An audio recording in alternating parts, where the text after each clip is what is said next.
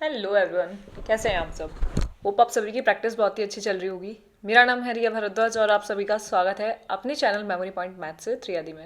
Last हम लोगों ने थ्योरम नंबर 6.1 को कंप्लीट कर लिया था और 6.2 को भी कंप्लीट कर लिया था। होप दोनों जो थ्योरम्स थी वो आपको अच्छे से क्लियर हो गई होगी, क्योंकि वो जो थ्योरम्स है ना वो इस चैप्टर की बहुत ही इंपॉर्टेंट थ्योरम्स हैं। आगे पूरा जो चैप्टर है वो उन थ्योरम पे डिपेंड होने वाला है। तो अगर आपको वो क्लियर नहीं हुआ है तो प्लीज़ थ्योरम नंबर 6.1 और 6.2 को अच्छे से क्लियर कर लीजिएगा। ठीक है, आज स्टार्ट करते हैं एग्जाम्पल से। कुछ एग्जाम्पल्स हैं उन थ्योरम्स पे ही बेस्ड होंगे। ठीक है, तो स्टार्ट करते हैं एग्जाम्पल नंबर 1 से, उसे रीड आउट करते हैं सबसे पहले। तो क्या कह रहा है हमारा क्वेश्चन नंबर, जो एग्जाम्पल नंबर 1 है। If a line intersect side A B and A C of a triangle A B C. कोई हमारे पास में ट्राइंगल हमें गिवन है, जैसे कि ये ट्राइंगल यहाँ पे दिया हुआ है, आपको दिख रहा होगा triangle A B C at. और ये क्या कह रहा है कि कोई एक लाइन है जो कि इंटरसेक्ट कर रही है ए बी और ए सी को at D and E respectively. ठीक है, कोई पॉइंट है डी और ई जो एक लाइन बना रहे हैं और वो हमारी साइड ए बी यानी इस वाली साइड को और इस वाली साइड को आपस में इंटरसेक्ट कर रही हैं। ठीक है, ये हम लोगों को दिया हुआ है रिस्पेक्टिवली। डी और डी ई जो है वो एक डी पॉइंट है जो ए बी को कर रहा है और ई पॉइंट है जो ए सी को रिस्पेक्टिवली कट कर रहा है, इंटरसेक्ट कर रहा है। And is parallel to BC. और क्या, ये जो डीई लाइन हमारी बन रही है ये हमारी पैरेलल है किसकी, बीसी लाइन की। यानी ये जो लाइन है वो हमारी पैरेलल है इस लाइन की। ठीक है, DE is parallel to BC. अब हमें प्रूव करना है कि हमारा जो एडी है यानी एडी है वो हमारे ए बी के यानी इस पूरी लाइन के रेशोज के, इसका रेशो किसका इक्वल होगा, ए ई और अपॉन ए सी के। ठीक है, क्वेश्चन समझ में आया, किसको हमें इक्वल करना है। अब आप ये तो, इसमें तो डाउट नहीं है ना कि मैम ये तो वो थ्योरम ही बन रही है 6.1 वाली। नहीं, ये थ्योरम नहीं बन रही है। थ्योरम के अंदर तो ये वाली साइड और इस वाली साइड का रेशो था, इस वाली साइड और इस वाली साइड का रेशो था, है ना। जबकि इसमें हमें क्या लेना है, इसमें हमें इस छोटी वाली साइड का और इस पूरी बड़ी वाली साइड का रेशो लेना है। ठीक है, समझ आ रही है, यानी ए डी और ए बी का रेशो लेना है और उसका इक्वल किसके साथ होना चाहिए, ए ई और ए सी के साथ में। ये हमें प्रूफ करना है। तो स्टेटमेंट समझ में आ गया होगा क्वेश्चन का। चलिए अब अकॉर्डिंग टू क्वेश्चन सबसे पहले स्टार्ट करते हैं कि हमें इसमें क्या क्या गिवन है वो लिखते हैं और देखते हैं कि कहाँ से हमारा सॉल्यूशन स्टार्ट होगा। तो सबसे पहले हम लिखते हैं गिवन। गिवन हमें क्या क्या है, if a line intersect A B and A C of a triangle A B C at D E respectively and is parallel to B C. यानी सबसे पहले तो हमें ये पता है कि जो हमारा डी ई लाइन है वो हमारी पैरेलल है किसकी, बी सी के। ओके, ये चीज़ हमें गिवन है। साथ में अगर ये चीज़ पैरेलल है तो थ्योरम नंबर 6.1 के अकॉर्डिंग हम क्या कह सकते हैं कि अगर डी ई पैरेलल है बी सी के, अगर डी ई पैरेलल है बी सी के, दैट्स मीन हमारा जो थ्योरम नंबर 6.1 है वो हमें क्या कहता है कि हमारा जो ए डी होगा उसका रेशियो डी बी के साथ इक्वल होगा ए ई का रेशियो ई सी के साथ में, है ना। ये चीज़ क्लियर है ना। तो ये चीज़ लिख देते हैं सबसे पहले, जो हमें पता है उसको सबको लिखते जाइए। तो जब डी ई पैरेलल हो गया बी सी के तो हमारा जो ए डी है, ए डी अपॉन क्या हो जाएगा, D B is equals to किसके इक्वल हो जाएगा, ए ई अपॉन ई सी के। ठीक है, और यहाँ पे पूरा स्टेटमेंट लिखने की जरूरत नहीं है, सीधा ऐसे लिखिए कि अकॉर्डिंग टू थ्योरम 6.1। ओके, क्योंकि थ्योरम नंबर 6.1 हमें ये कह रही है।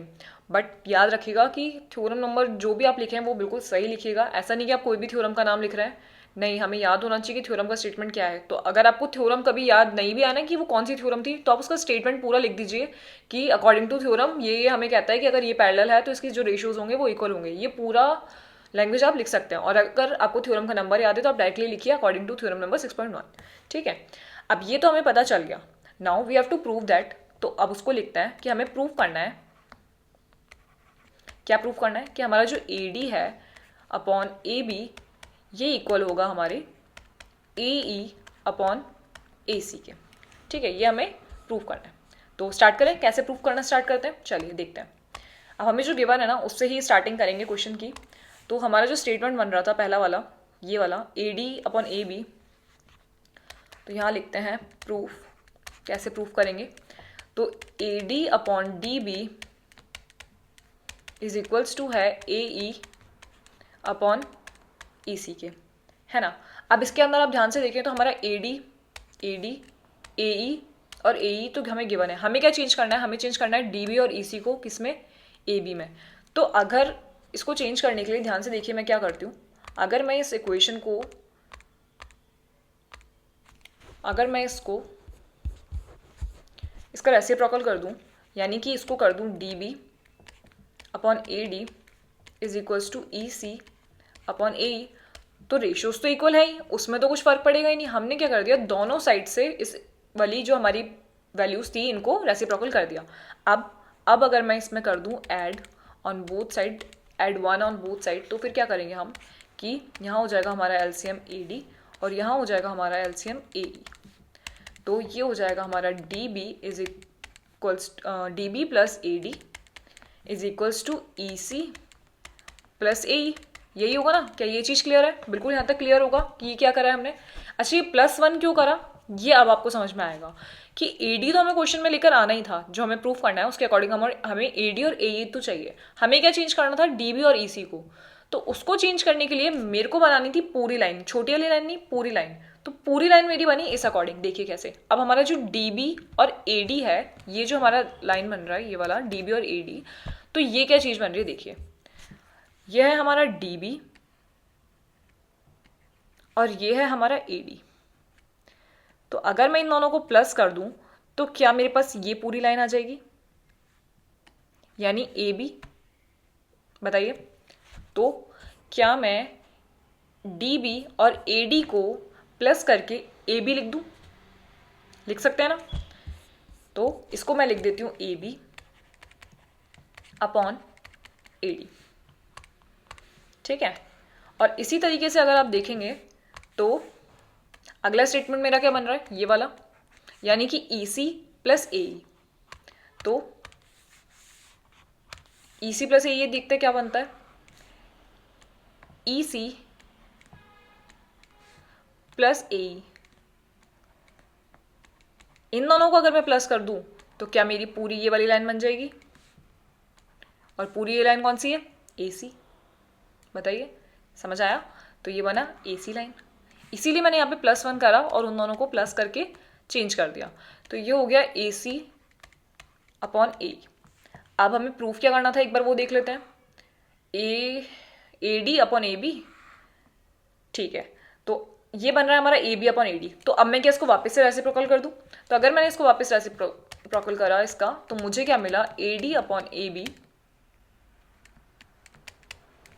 Is equals to A upon A C. क्या यही हमें प्रूफ करना था, A D upon A B is equals to A upon A C, hence proof.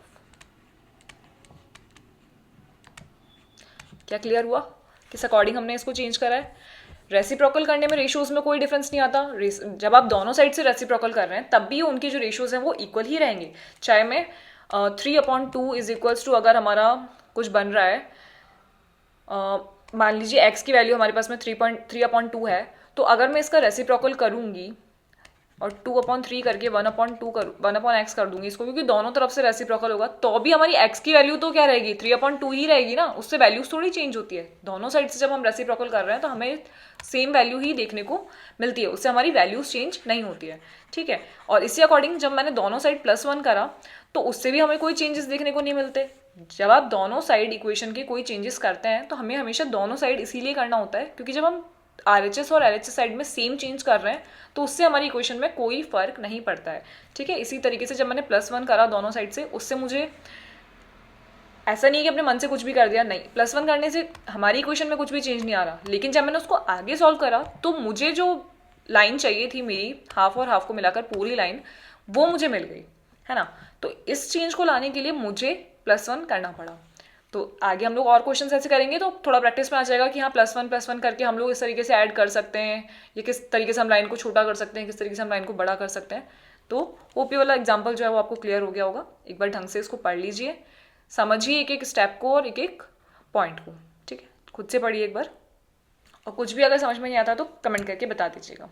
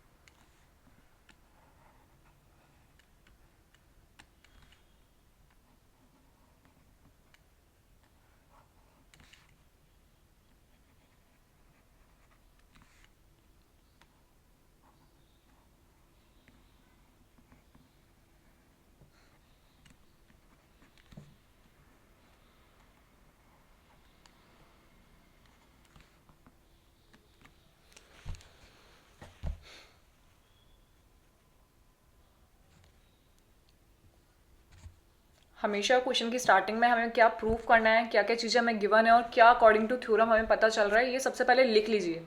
ये बहुत हेल्प करती है हमारे आगे क्वेश्चन को सॉल्व करने में। ठीक है, तो सबसे पहला जो हमारा स्टेप होना चाहिए वो यही होना चाहिए कि हम उसमें गिवन थ्योरम्स और जो भी प्रूफ हमें करना है वो हम उसमें लिख लेंगे। ओके, देखिए फिर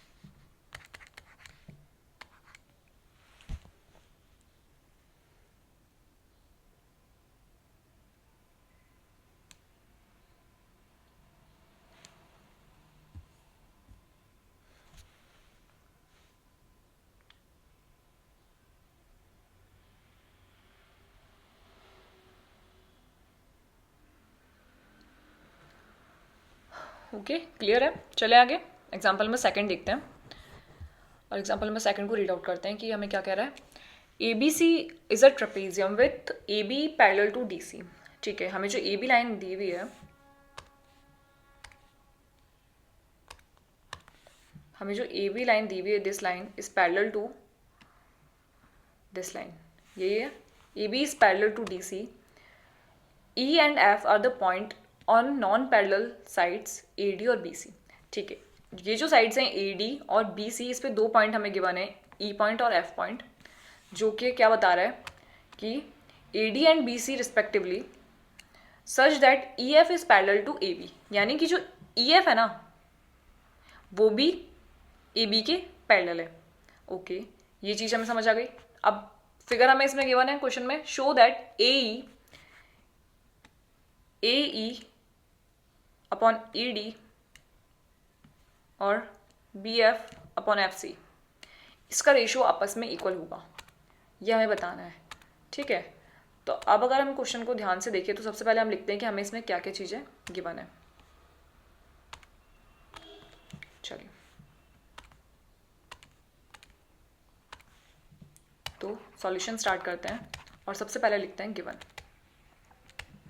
गिवन क्या क्या है, ए बी जो है वो पैरेलल है डी सी के और ई बी पॉइंट है, और क्या पता है कि ई एफ जो है वो पैरेलल है ए बी के। अब जब ए बी डी सी के पैरेलल है, ई एफ ए बी के पैरेलल है, तो क्या डी सी और ई एफ भी आपस में पैरेलल हो जाएंगी? बताइए। जो हमारा ए है वो बी के इक्वल है और जो हमारा सी है वो ए के इक्वल है, तो क्या ए और बी भी आपस में इक्वल हो जाएंगे? क्या बी और सी भी आपस में इक्वल हो जाएंगे? हो जाएंगे ना। इसी तरीके से देखिए, ए बी जो है हमारा डी सी के पैरेलल है और ई एफ जो है हमारा ए बी के पैरेलल है, तो क्या ये दोनों लाइंस भी आपस में पैरेलल होंगी? होंगी ना। इस क्वेश्चन में भी इस डायग्राम से देख सकते हैं आप ये चीज कि जब हमारा ए बी जो है वो पैरेलल है डी सी के और हमारा ई एफ जो है वो पैरेलल है ए बी के, तो क्या ए बी और डी सी, ई एफ और डी सी आपस में पैरेलल नहीं होंगे? होंगे ना। जब ये सारी लाइंस आपस में पैरेलल हैं, दैट्स मीन हम यहाँ पे क्या इस तरीके से लिख दूँ मैं इसको डायरेक्टली कि हमारा जो डी सी है वो भी पैरेलल हो जाएगा किसके? ई एफ के। यानी हमारी जो ये वाली लाइन है, ये वाली लाइन और ई एफ ये भी आपस में पैरेलल हो जाएंगे। ओके, क्लियर हुआ। अब और क्या दिया हुआ है हमें क्वेश्चन में? ठीक है, और तो मैं इसमें ऐसा कुछ नहीं है। अब लिखते हैं प्रूफ। प्रूफ क्या करना है हमें, क्योंकि अभी सिर्फ हम लोगों को पैरेलल दिया हुआ है, तो अभी हम लोगों को थ्योरम तो लग नहीं रही है इसमें, क्योंकि ये कोई ट्रायंगल थोड़ी है। ट्रायंगल में तो हम लोग डायरेक्टली थ्योरम लगा देते हैं कि हाँ ये दोनों साइड्स इक्वल है तो रेशियोज इक्वल हो जाएंगे। नहीं, वो लेकिन वो सिर्फ थ्योरम किसके लिए, ट्रायंगल के लिए। लेकिन यहाँ तो हमारे पास में ट्रेपेजियम है, तो यहाँ हम लोग डायरेक्टली उस थ्योरम को नहीं लगा सकते। अभी हम देखते हैं कि हम लोगों को प्रूफ क्या करना है, वो लिख देते हैं। We have to prove that कि हमारा जो ए है उसका रेशियो ईडी के साथ में इक्वल होगा B F upon F C. यही है ना, A upon E D is equal to B F upon F C. ठीक है, आप देखते हैं कि हम क्या कर सकते हैं इस क्वेश्चन में। अब अगर आप ध्यान से देखें तो ये जो हमारे पास थ्योरम्स हमने पढ़ी है वो हमने सिर्फ ट्रायंगल के लिए पढ़ी है। तो अगर मैं इसमें थोड़ा सा कंस्ट्रक्शन करके हमारा जो ए है इस पॉइंट को हमारे सी पॉइंट से मिला दूं, तो क्या मेरे को दो ट्रायंगल्स यहाँ पे देखने को मिल रहे हैं। कौन कौन से हैं वो दो ट्रायंगल्स, एक तो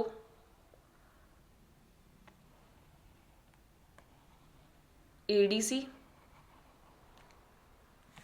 है ना, और एक ABC। देखिए, इस कंस्ट्रक्शन से मुझे दो ट्रायंगल्स यहाँ पे देखने को मिले। अब क्या कर सकते हैं, अब मैं इसको लिख सकती हूँ कि पहले लिखते हैं कंस्ट्रक्शन हमने क्या करा है, उसको हर पॉइंट को लिखना है। कंस्ट्रक्ट करा है हमने यहाँ पे, draw a line between point A to C। ठीक है, ये हमने कर दिया कंस्ट्रक्ट। अब इससे हमें जो चीज़ें पता चल रही है ना वो लिखते हैं। अब हमें यहाँ पे दिख रहा है, इस पॉइंट को मान लेते हैं, कोई पॉइंट भी मान लेते हैं इसको जो हम इंटरसेक्ट कर रहा है बीच में। ये जो पॉइंट है मान लीजिए इसको हमने मान लिया G। ठीक है, और यहाँ पे लिख भी देते हैं and G is a point which intersect line EF। ठीक है, समझ आ गया। ये जो पॉइंट है ना यहाँ पे माना है हम लोगों ने बिल्कुल मिड पे इसके। ठीक है, अब हमें जो पता है उसके अकॉर्डिंग हम लोग सॉल्व करना शुरू करते हैं। अब हमें ये पता है कि हमारा जो EF है वो पैरेलल है हमारी DC लाइन के। तो क्या मैं ट्रायंगल ADC को लेकर, क्या मैं ट्रायंगल, सबसे पहले स्टार्ट करते हैं ट्रायंगल ADC से। इस ट्रायंगल की स्टडी स्टार्ट करते हैं ADC। ठीक है, तो लिखती हूँ मैं सबसे पहले क्या लिखूंगी, triangle ADC is equals to in triangle ADC मैं ये जानती हूँ कि हमारा जो DF है वो DC के इक्वल है। तो अगर आप ध्यान से देखें तो क्या मेरा D इक्वल नहीं, पैरेलल है। हमारा जो EF है वो पैरेलल है DC के, है ना, ये चीज़ हमें पता है। तो क्या आप मुझे बताएंगे कि अगर हमारा EF DC के पैरेलल है तो क्या हमारा EG जो है यानी इतनी लाइन भी DC के पैरेलल होगी। लाइन तो पैरेलल ही रहेगी, चाहे मैं उसको आधा कर दूं, है ना, रहेगी तो वो पैरेलल ही। इसका मतलब हमारा जो EG है वो भी हमारा पैरेलल है DC के, है ना। जब हमें क्वेश्चन में गिवन है कि हमारा जो EF है वो हमारा DC के पैरेलल है, तो क्या जब मैंने उस लाइन को हाफ कर दिया तो हमारा जो EG है वो भी DC के पैरेलल तो रहेगा। लाइन ही तो हाफ करी है, पैरेलल तो पैरेलल ही रहेगी। ऐसा थोड़ी है कि हाफ होने के बाद में वो कहीं ना कहीं इंटरसेक्ट होने लग जाएगी, नहीं, पैरेलल लाइन तो पैरेलल ही रहेगी, चाहे हम उसको हाफ कर दें पैरेलल ही रहेगा वो। तो EG जो है वो DC के पैरेलल हो जाएगी। ठीक है, इन ट्रायंगल ADC के अंदर हमने क्या देखा कि हमारा जो EC है लाइन वो भी हमारे किसके पैरेलल है, DC के, है ना। और जब ये आपस में पैरेलल हैं तो हम जानते हैं कि हमारी जो थ्योरम है वो हमें क्या कह रही है कि हमारे जो point AE upon ED is equals to AG upon GC हो जाएंगे, है ना। कि जब ये दोनों लाइन आपस में पैरेलल हो गई, ये वाली लाइन और ये वाली लाइन आपस में पैरेलल हो गई, तो हमारी जो ये वाली लाइन का रेशियो इसके साथ और ये वाली लाइन का रेशियो इसके साथ इक्वल हो जाएगा, है ना। ये चीज़ क्लियर है, तो लिख दूँ इसको। चलिए इसको कैसे लिखेंगे कि A upon E D is equals to A G upon A D is equals to A G upon A C upon G सी।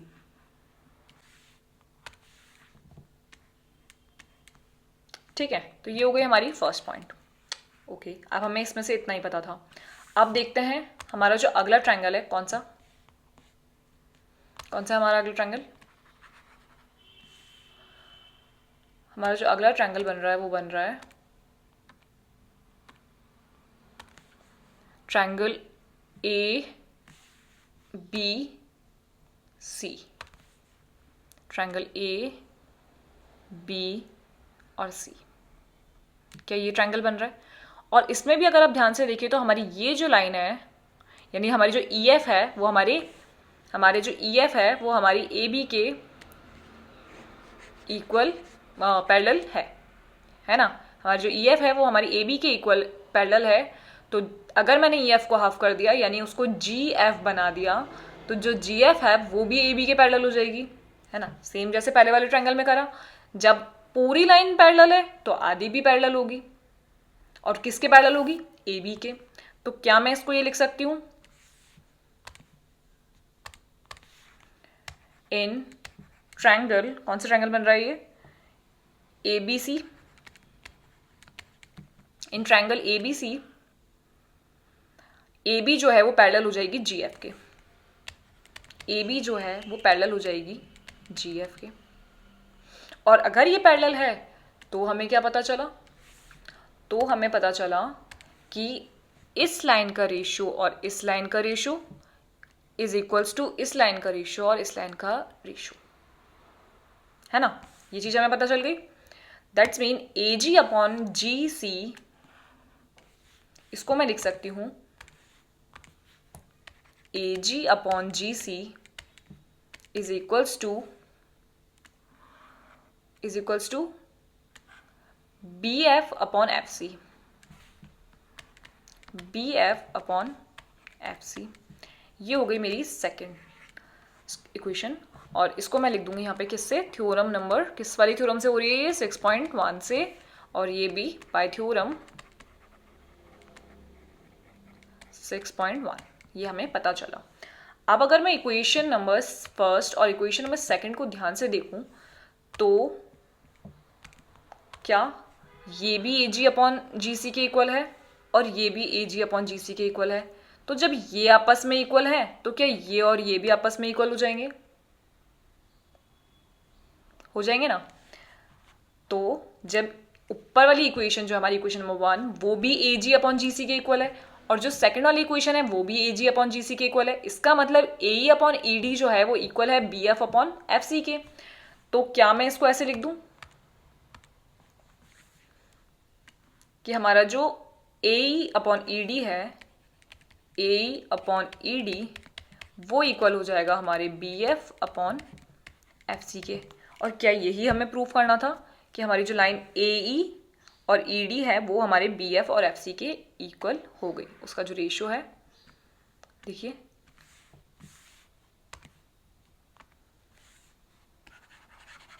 हमें जो प्रूफ करना था क्या वो प्रूफ हो गया? देखिए, इसको तो बना के रखिए। हमें प्रूफ करना था कि A E upon E D, A E upon E D is equals to B F upon F C, is equals to B F upon F C. क्या क्वेश्चन क्लियर हुआ? यही हमें प्रूफ करना था।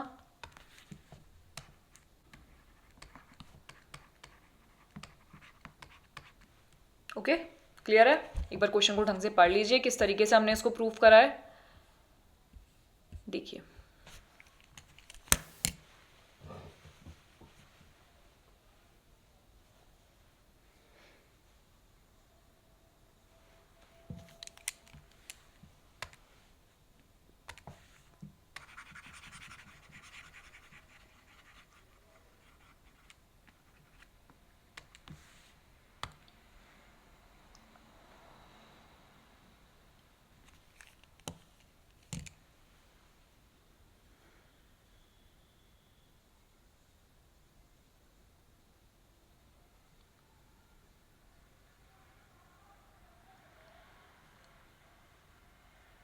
हमें ये पता है कि हमारी जो थ्योरम्स है वो ट्रायंगल के लिए बने हैं, तो कुछ ऐसा कीजिए कि हम इसको ट्रायंगल बना सकें और हमारी जो जितनी भी हमें कंडीशंस क्वेश्चन में गिवन है उस कंडीशन के अकॉर्डिंग ही हम हमारा जो प्रूफ है उसको अच्छी तरीके से प्रूफ कर सकें, है ना, जो हमें प्रूफ करना है उसको प्रूफ कर सकें। तो इसीलिए हम लोगों ने इसमें ऐसा कंस्ट्रक्शन करा कि हमारे पास ट्रायंगल्स मिल गए हमें, और उन ट्रायंगल्स के अकॉर्डिंग हमने उन साइड्स को इक्वल बना दिया। तो इस तरीके का दिमाग लगाइए। अभी ये स्टार्टिंग के एग्जांपल्स हैं, आगे जब हम क्वेश्चंस काफ़ी सारे कर लेंगे ना तो अपने आप समझ में आ जाएगा कि किस जगह कंस्ट्रक्शन होगा, किस जगह +1 होगा, किस जगह क्या होगा। अपने आप हमें क्वेश्चन स्विच होने लग जाएंगे कि हाँ अगर मैं इस जगह पे ऐसा कर दूँ तो ऐसा हो जाएगा, वो वाली चीज़। ठीक है, तो अभी घबराइएगा मत, अभी सिर्फ समझिए कि किस अकॉर्डिंग हम लोग प्रूव कर रहे हैं। काफ़ी सारे क्वेश्चंस आगे होने वाले हैं जो हमारे लिए ये क्वेश्चंस को फैमिलियर बना देंगे, है ना। तो होप समझ में आ गया होगा किस तरीके से हमने कंस्ट्रक्शन करा है। आगे क्वेश्चन देख लीजिए एक बार, डायग्राम अपनी बुक में से देख लीजिएगा, और लिखने के लिए मैं आपको इसकी PDF प्रोवाइड करवा रही हूँ डिस्क्रिप्शन में, तो वहाँ से लिख लीजिएगा, ठीक है।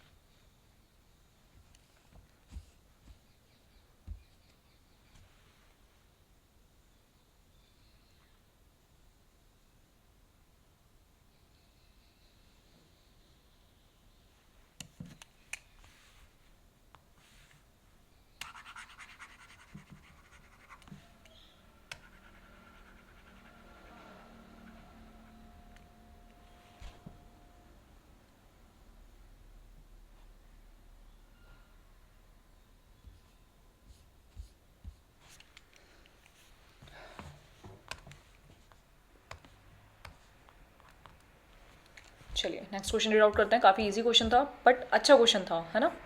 तो खुद से प्रैक्टिस ज़रूर करना है सारे क्वेश्चंस की। एग्जाम्पल नंबर 3 देखते हैं क्या कह रहा है। हमारा जो फिगर 6.16 है, यानी ये वाला जो फिगर हमें यहाँ पे गिवन है, इसमें हमें PS/S/Q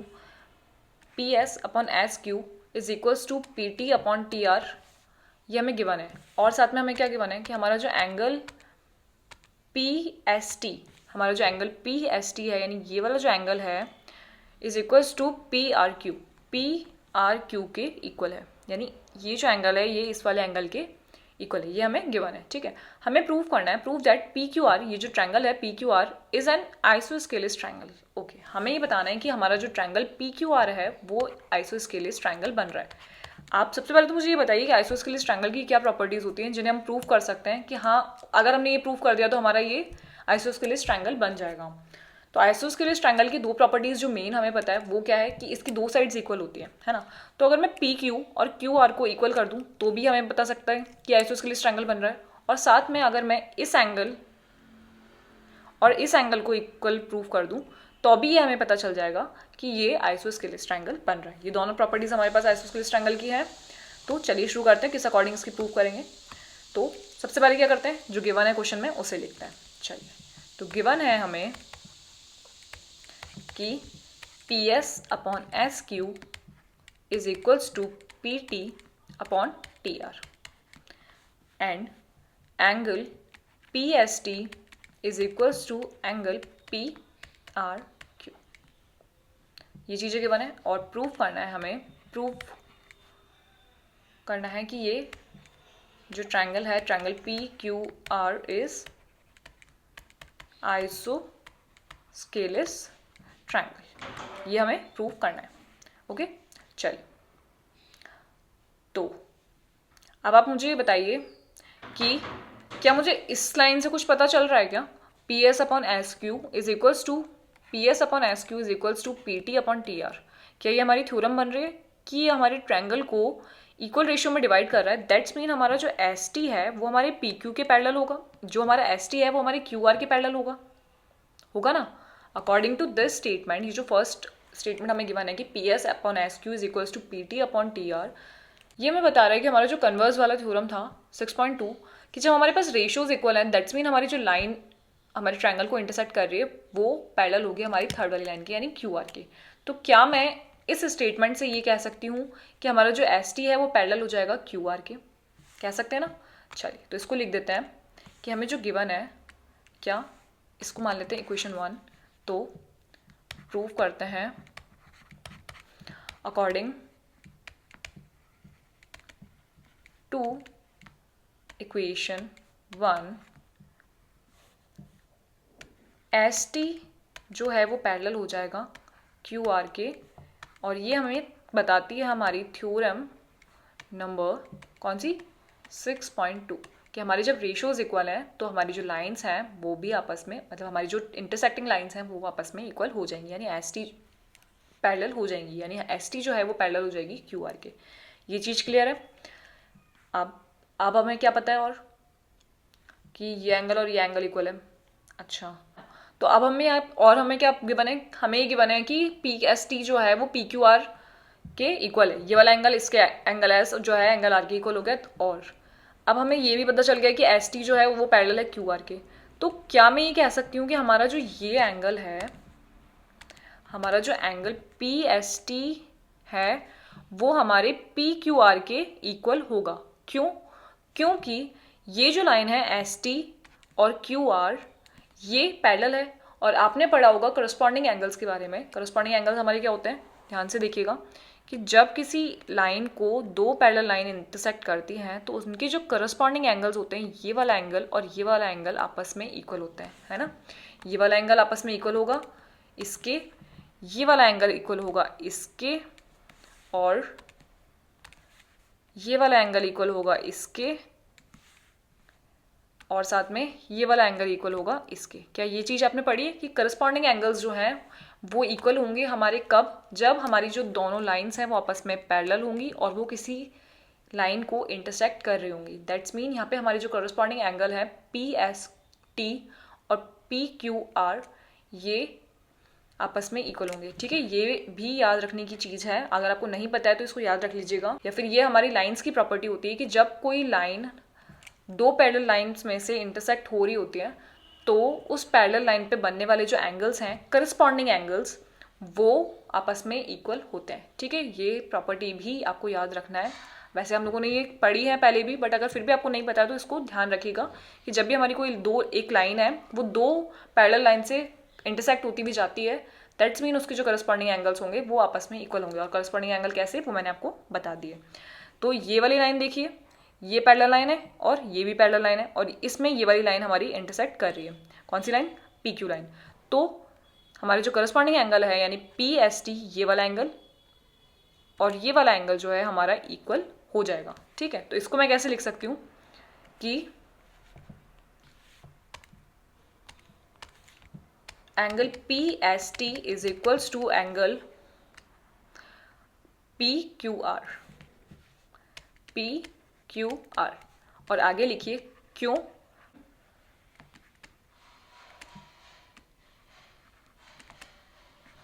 एंगल्स। रीज़न ज़रूर लिखना है कि हम क्यों से इक्वल मान रहे हैं। ऐसा नहीं कि बस हवा में इक्वल कर दिया प्रूफ करने के लिए, नहीं। हर चीज़ के पीछे कुछ ना कुछ रीज़न होता है तभी हम उसको इक्वल करेंगे। और यहाँ हमने इक्वल करा क्यों? क्योंकि यहाँ पर हमारे करस्पॉन्डिंग एंगल्स बन रहे थे, तो हमने रीज़न लिखा है कि हमने क्यों इक्वल करा। पी एस टी जो है वो इक्वल होगा पी क्यू आर के, क्योंकि ये दोनों आपस में करस्पॉन्डिंग एंगल्स हैं ना। अगर आप ध्यान से देखें तो ये वाली equation P S T is equals to P Q R, इसको अगर मैं इक्वेट करूँ इसके साथ में, किसके साथ? इसके साथ, तो आप ये देखेंगे कि ये भी हमारी पी एस टी के इक्वल है और ये भी हमारी पी एस टी के इक्वल है। तो क्या ये दोनों भी आपस में इक्वल हो जाएंगे? P Q R is equals to P R Q. तो पी क्यू आर यानी ये वाला एंगल और पी आर क्यू यानी ये वाला एंगल, ये दोनों भी अब आपस में इक्वल हो गए। और अगर ये दोनों आपस में इक्वल हो गए तो ये तो हमारी आइसोस्केलेस ट्रायंगल की प्रॉपर्टी बन गई ना, स्टार्टिंग में बताया था मैंने। तो अब मैं लिख देती हूँ यहाँ पे अकॉर्डिंग क्या, सीधा ये लिखते हैं कि क्या गिवन है हमें। एंड हमें ये पता है कि एंगल पी एस टी जो है वो इक्वल है किसके? पी आर क्यू के। पी आर क्यू के, और ये हमें कहाँ से पता है, ये हमें गिवन है, ये भी लिखना है कि ये गिवन है। तो जब ये दोनों है so angle P Q R is equals to angle P R Q. तो जब ये आपस में इक्वल है तो ये वाला एंगल और ये वाला एंगल भी आपस में इक्वल हो जाएगा, और ये वाला एंगल और ये वाला एंगल इक्वल हो गया, that's mean P Q is equals to P R हो जाएगा। और अगर ये सब आपस में इक्वल हो गए, लाइंस भी इक्वल हो गई, दैट्स मीन ये आइसोस्केलेस ट्रायंगल हो जाएगा। क्या बात समझ में आई? दो साइड्स इक्वल हो गई, दो एंगल्स इक्वल हो गए, और इससे हमें क्या पता चला कि हमारा जो पी क्यू आर है वो आइसोस्केलेस ट्रायंगल बन रहा है, हैंस प्रूफ। ठीक है, तो लिख दें इसको। अब यहाँ से हमें पता चल गया कि हमारा जो पी क्यू आर है वो इक्वल हो गया पी आर क्यू के, और हमारी जो लाइन है सो लाइन, जब एंगल इक्वल है तो लाइन भी इक्वल हो गई, ये वाली कौन सी, P Q upon P R. So line P Q is equals to P R, that's mean triangle P Q R is an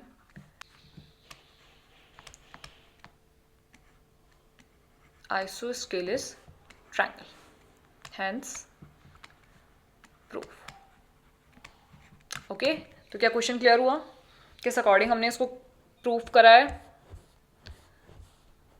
उसके लिए हमें सारी प्रॉपर्टीज पता होनी चाहिए ट्रायंगल की। आइसोस्केलेस ट्रायंगल क्या होता है ये हमने हमारी प्रीवियस क्लासेस में पढ़ा हुआ है, इसलिए हमें पता है कि उसकी दो साइड्स और दो एंगल्स आपस में इक्वल होते हैं। तो ये जब हमने प्रूफ कर दिया तो हम ये प्रूफ कर देंगे कि पी क्यू आर जो है वो आइसोस्केलेस ट्रायंगल बन रहा है। तो हमें प्रूफ करना है उसकी प्रॉपर्टीज को, यानी या तो हम उसकी साइड्स को डायरेक्टली इक्वल प्रूफ कर देते या फिर एंगल्स को।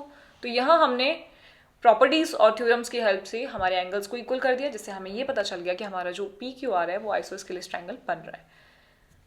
हर एग्जाम्पल में थ्योरम का यूज़ हुआ है, तो समझ आ रहा होगा कि हम थ्योरम का यूज़ कहाँ करते हैं, कैसे करते हैं, किन किन कौन कौन सी चीज़ें हमें गिवन है, तब हमें थ्योरम्स का याद आएगा कि हाँ अगर ये है तो ये भी होगा, ये है तो ये भी होगा अकॉर्डिंग टू थ्योरम।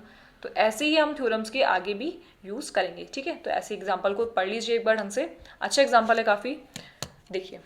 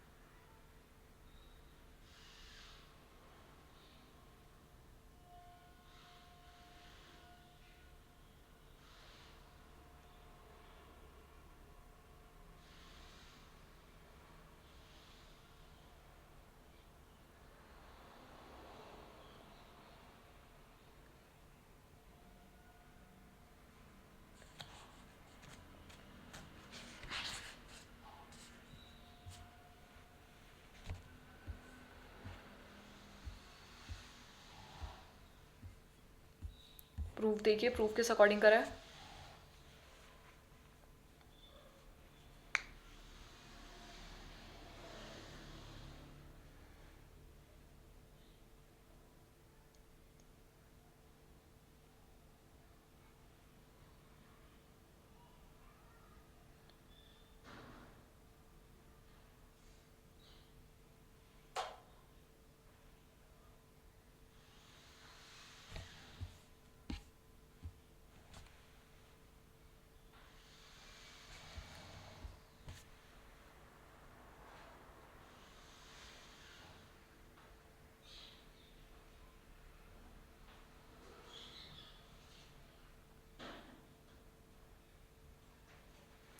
ओके, तो क्लियर हुआ एग्जाम्पल नंबर 3 किस अकॉर्डिंग हमने प्रूफ करा कि ये आइसोस्केलेस ट्रायंगल है।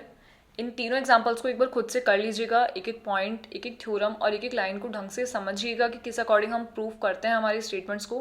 उसके बाद में शुरू करते हैं हमारी एक्सरसाइज नंबर 6.2। ठीक है, तो आज के लिए इतना ही। इन एग्जाम्पल्स को एक बार खुद से ट्राई कीजिएगा, और अगर कुछ भी समझ में नहीं आया है तो कमेंट करके या मुझे मेल करके पूछ लीजिएगा। ओके, जब तक के लिए हैव अ नाइस डे, और क्लास को लाइक और शेयर करना बिल्कुल मत भूलिएगा। Bye bye.